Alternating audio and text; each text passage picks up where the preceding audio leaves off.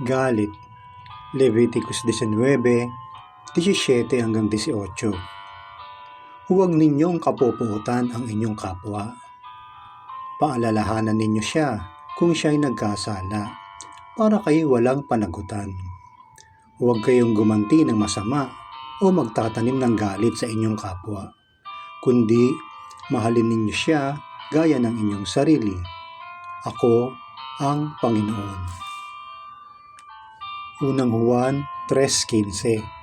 Ang sinumang napupuot sa kanyang kapatid ay isang mamamatay tao, at alam ninyo na walang mamamatay tao ang may buhay na walang hanggan. Efeso 4:26-27.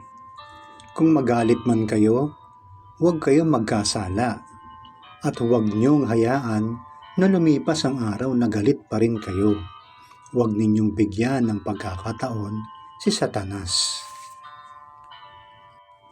Efeso 4:31-32. Alisin niyo ang anumang samaan ng loob, galit, pag-aaway, pambubulyaw, paninira sa kapwa, pati na ang lahat ng uri ng masamang hangarin.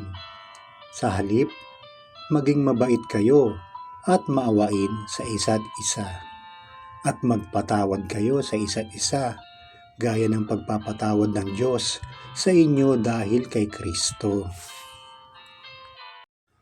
Ang dapat katakutan. Mateo 10:26-31. Kaya huwag kayong matakot sa mga tao, sapagkat walang natatagong hindi malalantad at walang nalilihim na hindi mabubunyag. Ang mga bagay na sa inyo ko lang sinasabi ay sabihin nyo sa lahat, at ang mga ibinubulong ko sa inyo ay ipamalita ninyo sa mga tao. Huwag kayong matakot sa mga gustong pumatay sa inyo. Ang katawan nyo lang ang kaya nilang patayin, pero hindi ang inyong kaluluwa. Sa halip, matakot kayo sa Diyos, na siyang may kakayahang puksain ang katawan at kaluluwa nyo sa impyerno. Hindi ba't napakamura ng halaga ng 2 maya? Pero wala ni isa man sa kanila ang nahuhulog sa lupa nang hindi ayon sa kagustuhan ng inyong Ama. Mas lalo na kayo, maging ang bilang ng inyong mga buhok ay alam niya. Kaya huwag kayong matakot, dahil mas mahalaga kayo kaysa sa maraming maya.